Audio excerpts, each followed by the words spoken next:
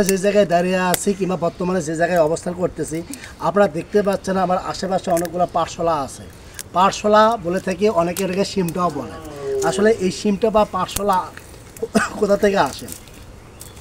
এই শিমটা বা পাঠশালা যে পাঠগুলো আমরা দেখি সেই পাঠগুলো থেকে পাঠ বের করার পরে আমরা এই পাঠশালা বা শিমটা পেয়ে থাকি। আর পাঠশালার সবচেয়ে বড় গুণ হচ্ছে এটা জ্বালানির ক্ষেত্রে খুবই কার্যকর ভূমিকা পালন করে থাকে।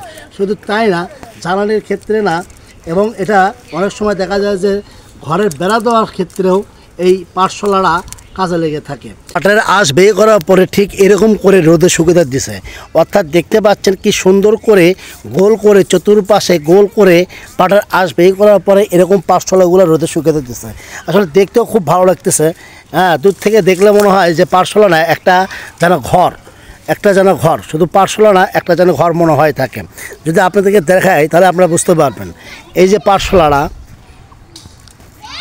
এর উপকার বলে শেষ করা যাবে না। পাঠশালা বেশ ভালো কাজে ব্যবহার করা হয়ে থাকে।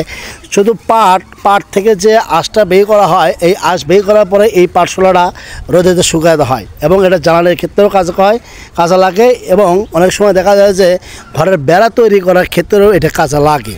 ধন্যবাদ।